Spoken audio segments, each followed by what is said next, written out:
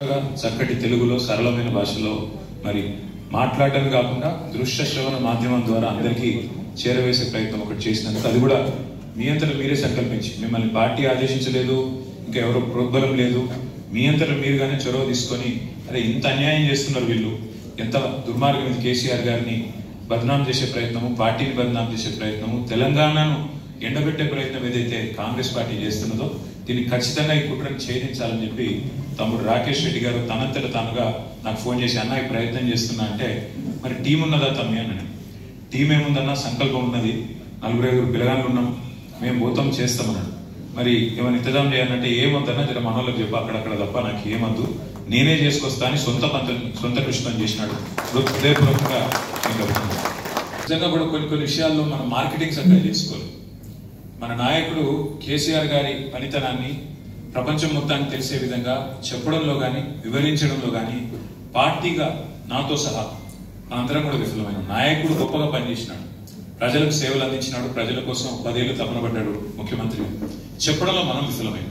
ఇక్కడికి వచ్చే ముందు ఫోన్లో చూస్తూ ఉంటే నేను పక్క రాష్ట్రమైన ఆంధ్రప్రదేశ్లో ఆనాడు ఉమ్మడి రాష్ట్రంగా ఉన్నప్పుడే పోలవరం ప్రాజెక్టు గురించి సినిమాలు వచ్చినాయి, కథలు వచ్చినాయి, చాలా వచ్చినాయి.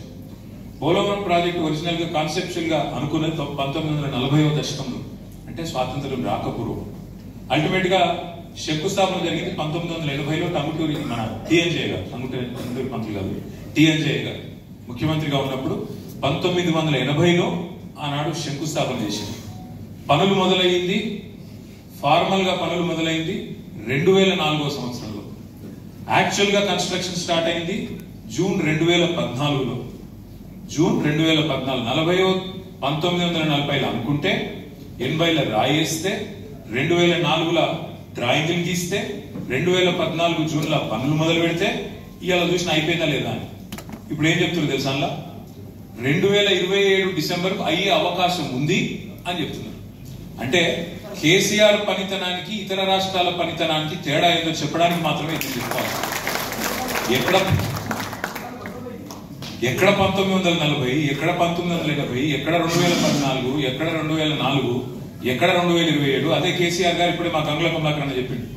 2016లో శంకుస్థాపన చేస్తే 4 ఏళ్ళు 3 ఏళ్ళు తిరగకుండానే అక్కడ బరాజ్ ఓపెనింగ్, ఆ తర్వాత 5-6 ఏళ్ల లోపలనే ప్రపంచంలోనే అతి పెద్దదైన లిఫ్ట్ ఇరిగేషన్ ప్రాజెక్టును పూర్తి చేసిన నాయకుడు కేసీఆర్ గారు. ఇది ఎవరు అవునన్నా కాదన్నా ప్రపంచ చరిత్రలో నిలిచిపోయే మాట. సరే, మనం అంటే పడని వాళ్ళు రకరకాలుగా మాట్లాడవచ్చు. మరి ఆ తమ్ముడు, ఆ సోదరుడు రైతు, ఎక్కడ నీళ్ళు ఇవి అన్నాడు రాకేష్. కాళేశ్వరం నీళ్ళు అన్నాడు ఆయన. కాళేశ్వరం నీళ్ళేనా అంటే కాకెక్కడి, అది కాకపోతే ఎక్కడి, మరి ఒకటే మాట, కాకపోతే ఎక్కడి అంటే చిన్న మాట ఇది. కానీ అందులో ఎంత లోతైన అర్థం ఉందో దాన్ని బట్టి మనం చెప్పుకోవచ్చు. కాంగ్రెస్ వాడు ఏం చెప్పినా, బీజేపీ ఆయన ఏం చెప్పినా వాస్తవాలుగానే ఉంటాయి. ఇక్కడ ఒక్క అడుగు వెనకకేసి మీకు ఒక 2 విషయాలు, ఇక్కడ కూర్చున్న వాళ్ళందరూ పెద్దలు, మీకు విఘ్నులు, మీకు తెలుసు, మీడియా మిత్రులకు కూడా తెలుసు. కానీ తెలియని వాళ్ళ కోసం, ముఖ్యంగా టీవీల్లో కానీ పత్రికల్లో కానీ చూసేటోళ్ళ కోసం కానీ ఒక్క మాట మాత్రం మనం గుర్తు చేసుకోవాలి. ఎందుకు తెలంగాణకు కేసీఆర్ గారు వచ్చేదాకా నీళ్లు రాలేదు? ఎందుకు తెలంగాణ రైతులకు కన్నీళ్లే వచ్చినాయి కేసీఆర్ వచ్చేదాకా, తెలంగాణ వచ్చేదాకా నీళ్ళెన్నడూ ఎందుకు మన బిల్లకు రాలేదు, మన పొలాలకు రాలేదు?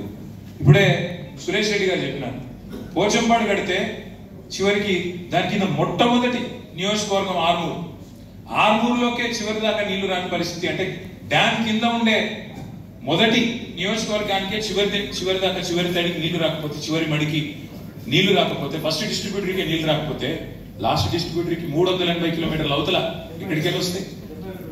అంటే 71వ డిస్ట్రిబ్యూటర్కి నీళ్ళు ఎక్కడికి వెళ్ళి వస్తాయి? అంటే దీపం కిందనే చీకటి ఎక్కువ ఉంటుంది అన్నట్టు పోచంపాడు కిందనే ఆర్మూరు, బాల్కొండకు నీళ్లు దిక్కులేవు. ఎందుకు ఈ పరిస్థితిని ఆలోచిస్తే తెలంగాణ జియోగ్రఫీ మనం ఒక్కసారి అర్థం చేసుకోవాలి. కేసీఆర్ గారు ఎప్పుడు మా కేబినెట్ సమావేశాల్లో, మాకు పార్టీ అంతర్గత సమావేశాల్లో చెప్తా ఉంటారు, అందరూ పెన్ను పేపర్ పట్టుకుంటే రాసుకోండి అంటారు, చిన్నపిల్లలకి చెప్పినట్టు. అప్పుడప్పుడు మాకు కూడా విసుగొచ్చేది, ఏసారి మరి బడిపంతులు లెక్క బడిల పిల్లలకి చెప్పినట్టు ఏంది ఇదే. కానీ కొన్ని విషయాలు 1కి 2 సార్లు 12 సార్లు రాస్తే గుర్తుపెట్టుకుంటే మనకు రుబిజనే ఎక్కుతాయి. అట్లాగే ఒక్క మాట, తెలంగాణకు ఎందుకు నీళ్లు రాలేదు, ఎందుకు ఇవ్వలేకపోయినారు అంటే, సరే ఒకటేమో వివక్ష, ఇవ్వకూడదు అనే ఒక ఎజెండా, కిందికి నీళ్లు తీసుకొని పోవాలనే ఎజెండా ఒకటైతే, రెండవది మన తెలంగాణ యొక్క భౌగోళిక పరిస్థితి. ఇవాళ తెలంగాణను భౌగోళికంగా చూస్తే ఇట్లా ఒక గుడిసెలాగా తెలంగాణ ఉంటుంది, ఒక గుడిసె షేప్ లో తెలంగాణ ఉంటుంది. ఈ గుడిసెకు ఒక వైపు నుంచి వరుస నుంచి కింది నుంచి కృష్ణ పోతుంది, ఇంకో వైపు నుంచి గోదావరి పోతుంది. కృష్ణా నది 110-120 మీటర్ల మీద, సముద్రానికి 110-120 మీటర్ల మీదకి వెళ్ళి కృష్ణా నది పారకం ఉంటుంది మన తెలంగాణ మొత్తంగా చూస్తే. గోదావరి 80-90-100 మీటర్ల మీద గోదావరి గుడిసెలాగా తెలంగాణ ఉంటే ఒక వరుసకి వెళ్ళి కృష్ణ, ఇంకో వరుసకి వెళ్ళి గోదావరి రెండు పోతాయి. అయితే ఇక్కడ హైదరాబాద్ ఇప్పుడు ఎక్కడైతే మనం కూర్చొని ఉన్నామో ఇది 535 మీటర్ల మీద ఉంటుంది. అంటే 80 మీటర్ల కాడ మేడిగడ్డ ఉంటే హైదరాబాద్ 535 మీటర్ల మీద ఉంటే మరి నీళ్ళు ఎట్లా దేవాలి హైదరాబాద్ కైనా మార్గ మధ్యంలో ఉండే వివిధ జిల్లాలకైనా? ముఖ్యమంత్రి కాకముందు తన పొలంలోకి నీళ్లు తెచ్చుకోవాలి అంటే, ఎందుకంటే కాంగ్రెస్ వాళ్ళు ఎన్నడూ పెద్దగా ఈ విషయంలో ఈ రంగంలో సాగునీటి రంగంలో పెద్దగా పని చేయలేదు. ఎప్పుడో కాకతీయులు కట్టిన చెరువులు, అసఫ్ జాహీలు ఆనాడు వాళ్ళు కట్టిన కొన్ని చెరువులు తప్ప, మరి నిజాం సాగర్ లాంటి ప్రాజెక్టులు తప్ప ఉమ్మడి ఆంధ్రప్రదేశ్ లో పెద్దగా మనకు మైనర్ లో కానీ మేజర్ లో కానీ పని జరగలేదు. అందుకే రైతులు ఏం చేసినారు, బోర్ల మీద బోర్లు వేసి, ఒకటే ఒక ముషంపల్లి అనే ఊర్లో ఒక రైతు రామరెడ్డి గారు 57 బోర్లు వేసిన పరిస్థితి. బోర్లు ఎందుకు వేస్తారు? కింద ఉన్న భూగర్భంలో ఉన్న నీళ్లను పైకి లాగడానికి, నీళ్లు లాగి తమ పంటను సాగు చేసుకోవడానికి. ఎట్లయితే ఒక రైతు బోరేసి కిందికి వెళ్ళి నీళ్లు పైకి లాగుతాడో 100 మీటర్లు లేదా 100 ఫీట్లు, 200 ఫీట్లు, 800 ఫీట్లు పైకి గుంచుతారో, అట్లాగే కేసీఆర్ గారు కూడా 80 మీటర్ల మీద ఉన్న గోదావరి నది ఎక్కడైతే కాళేశ్వరం దగ్గర నీళ్ళు ఎక్కడైతే ఉన్నాయో వాటిని ఒడిసి పట్టి ఒక్కొక్క రోజు 1 కాదు 2 కాదు 3 టీఎంసీల నీళ్లు. 3 టీఎంసీలు అంటే మీ అందరికీ అందాజ కోసం చెప్తున్నారు. మీరందరూ ట్యాంక్ బండ్ చూసే ఉంటారు, హుసేన్ సాగర్ చూసే ఉంటారు. హుసేన్ సాగర్ కెపాసిటీ 1 టీఎంసీ అంటే రోజుకు 3 హుసేన్ సాగర్ల నీళ్లను మేడిగడ్డ కాడ పట్టుకొని హైదరాబాద్ దాకా తీసుకొచ్చే బృహత్తరమైన ప్రాజెక్టే కాళేశ్వరం. వచ్చి 80 మీటర్ల నుంచి తీసుకొచ్చి మేడిగడ్డ నుంచి అన్నారం నుంచి సుందిల్లా నుంచి మన ఎల్లంపల్లి నుంచి మరి మిడ్మానేరు నుంచి ఒక పాయ మల్కపేట రిజర్వాయర్ ఉంటుంది మా వేములవాడ నియోజకవర్గానికి, ఇంకొక పాయ మనకి ఇటు అన్నపూర్ణ తర్వాత రంగనాయక సాగర్ తర్వాత మల్లన్న సాగర్ తర్వాత కొండపోచమ్మ సాగర్. ఇక్కడ ఒక ముఖ్యమైన పాయింట్, కొండపోచమ్మ సాగర్ ఉన్నది 618 మీటర్ల మీద, హైదరాబాద్ ఉన్నది 535 మీటర్ల మీద. అంటే హైదరాబాద్ ఎత్తు మీద ఒక కుండ పెట్టినట్టే. ఇంకా ఈ రోజు హైదరాబాద్ జనాభా 1 కోటి అయితే భవిష్యత్తులో 3 కోట్లకు పెరిగినా ఇంకెంత పెద్ద నగరమైనా ఎన్నటికీ హైదరాబాద్ లో మంచినీళ్లకు గోస లేకుండా చేసే ఒక వరప్రదాయిని, ఒక కామధేను, ఒక కల్పతరు ఈ ప్రాజెక్టు కాళేశ్వరం. అంటే కాళేశ్వరం ద్వారా కేవలం రైతులకు సాగునీరు మాత్రమే కాదు, హైదరాబాద్ తాగునీరు మాత్రమే కాదు, వేల గ్రామాలకు మధ్యలో తాగునీరు మాత్రమే కాదు, పెద్ద కంపెనీలకు ఈరోజు ఇండస్ట్రియల్ కన్సంప్షన్ కోసం కూడా వాటర్ ఇస్తున్న ప్రాజెక్టు కాళేశ్వరం. కాంగ్రెస్ చేస్తున్న దుష్ప్రచారం కాళేశ్వరాన్ని కూలేశ్వరం. 100 భాగాలు ఉన్న ఒక ప్రాజెక్టులో ఒక్క బ్యారేజీలో ఆ బ్యారేజీలో ఉండే 85 పిల్లర్లలో 2 పిల్లర్లు కుంగితే పడిపోలేదు, కుంగినే అంతే. కుంగితే కొట్టుకపోయింది, కాళేశ్వరం కూలేశ్వరం అయిపోయింది అని చిల్లర మాటలు మాట్లాడేటోళ్లకు మనం గుర్తు చేయాల్సింది ఒకటే, ఎంత నోటికి హద్దు అదుపు లేకుండా 1,00,000 కోట్లు కొట్టుకుపోయినాయి అంటాడు ఒక ఆయన ముఖ్యమంత్రి గారు. కానీ ముఖ్యమంత్రి గారు మామగారు చెప్తున్నారు, పిల్లనిచ్చిన మామ పద్మారెడ్డి గారు, అయ్యా 93,760 కోట్లు ఖర్చు అయిన ప్రాజెక్టులో ఇన్ని భాగాలుంటే మీరు దాన్ని 1,00,000 కోట్ల కుంభకోణం అంటే ఇది రాజకీయపరమైన ఆరోపణ కాకపోతే మరేంది అంటే కూడా స్పందన రాదు. మన సబ్ స్టేషన్లు, 21 పంప్ హౌజులు, ఇన్ని కాలువలు, ఇన్ని సొరంగ మార్గాలు, వీటన్నిటికీ కలిపైన ఖర్చు భూసేకరణతో సహా అన్నిటికైన ఖర్చు 93,769 కోట్లు. ఇంత పెద్ద ప్రాజెక్టు, ఇంత పెద్ద కార్యక్రమానికి అందులో ఒక మేడిగడ్డ బరాజ్కి అయిన ఖర్చు, బరాజ్లోని భూసేకరణకు దాని నిర్మాణానికి అంత అయిన ఖర్చు 4,000 కోట్లు. ఆ 4,000 కోట్లలో సిమెంట్ స్ట్రక్చర్ ఏదైతే ఉన్నదో బ్యారేజ్ రూపంలో దానికైన ఖర్చు కేవలం 1,500 కోట్లు. 2 పిల్లర్లు కుంగిని అంటే ఎన్డీఎస్ఏ రిపోర్ట్ లో కూడా వాళ్ళు ఒకటే చెప్పినారు, 7th బ్లాక్ ని 7వ బ్లాక్ ని పునరుద్ధరించండి అన్నారు. దాని పునరుద్ధరణకు అయ్యే ఖర్చు ఎంత అయితే 250-300 కోట్లు. అది కూడా ఆ సంస్థ పెట్టుకోవడానికి రెడీ ఉంది. ఎల్ఎన్టీ అనే సంస్థ కాంట్రాక్చువల్ ఆబ్లిగేషన్ కాబట్టి మేమే పెట్టుకుంటాం అంటున్నారు. అంటే రూపాయి భారం కూడా ప్రజల మీద పడలేదు, ఎక్కడ రూపాయి కూడా ప్రజాధనం వృధా కాలేదు. కానీ 3 కోట్ల ప్రజాధనం వృధా చేసి ఒక కమిషన్ వేసి కొండంతవి ఎల్కలు పెట్టినట్టు ఏం పెట్టినాయంటే అది ఏం లేదు. అసెంబ్లీలో పెట్టిన మన హరీష్ రావు గారు చీల్చి చెండాడితే ఆన్సర్ కూడా లేదు గవర్నమెంట్ దగ్గర. పాప మధ్యలో మా ఉత్తమ్ కుమార్ రెడ్డి లేచి ఆవేశపడి ఇట్లా డామ్ డూమ్ డీమ్ డామ్ రుడు తప్ప కనీసం ఒక్క ప్రశ్నకు సమాధానం లేదు. సరే హరీష్ రావు గారు మాట్లాడినారు, బాగా మాట్లాడినారు, ఓకే. అక్బరుద్దీన్ ఓవైసీ గారు వేసి 4 ప్రశ్నలు అడిగినాడు. ఏమైనా మీరు కొట్టుకుపోతుంది అన్నారు కాళేశ్వరం, మరి అక్కడేమో రోజు 100 టీఎంసీల నీళ్లు పోతున్నాయి, 120 టీఎంసీల నీళ్లు పోతున్నాయి, 12 లక్షల క్యూసెక్ల నీళ్లు పోతున్నాయి, మరి మజబూత్ ఉంది కదా, కొట్టుకపోలేదు కదా, ఎందుకు బదనాం చేస్తున్నారయ్యా అంటే సమాధానం లేదు. 22 నెలలైంది, ఎందుకు రిపేర్ చేస్తలేవు? నీ ఇల్లు కట్టుకున్నాక ఇంటికి 3 ఏళ్ల తర్వాత ఒక చిన్న ఎక్కనో చిన్న క్రాక్ చిన్న కుక్కనో పడితే దాన్ని రిపేర్ చేసుకుంటావా లేదా?